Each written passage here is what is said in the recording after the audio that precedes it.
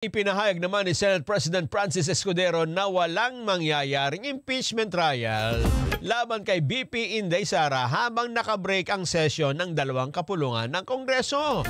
Ito ang kanyang tugon sa panawagan ng mga pro-impeachment group na busisiin na ang articles of impeachment na isinampa laban sa pangalawang Pangulo.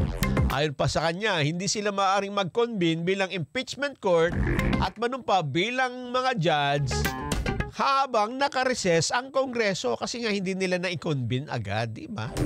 Binuweltahan din niya mga kongresista dahil sa pagmamadali na matalakay ang reklamo. Di niya maaaring madaliin ng anumang paglilitis. Sinimulan ng pagtalakay sa reklamo, sisimulan sa June 2, pagbabalik na ho ng sesyon ng Kongreso. Dagdag pa niya, maraming proseso pang kailangan pagdaanan bago formal na isimulan ang paglilitis. Kabilang dito ang masusing pagsusuri kung totoo bang pirma ng mga kongresista yung nakalagda at hindi e-signature at kung pinanumpaan ito sa harap ng Secretary General ng Kamara. Kailangan palang may ganun, ano? At kung agad na masisimulan ng paglilitis sa June pero hindi ito natapos ng June 30 sa pagtatapos ng term ng 19th Congress, magpapatuloy naman ito sa 20th Congress kahit magbago pa ang composition ng dalawang kapulungan.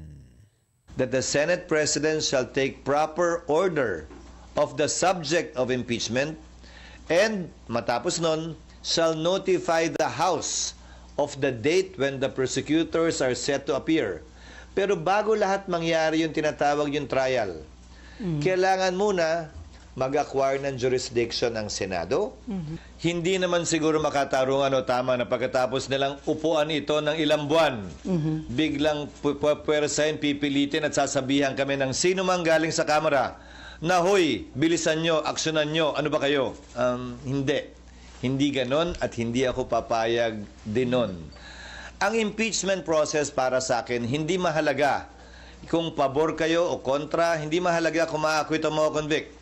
Ang mahalaga para sa akin, bilang tagapangulo ng Senado, maging maayos ito, sang-ayon sa batas, credible, kapanipaniwala, at magagawad ng hustisya.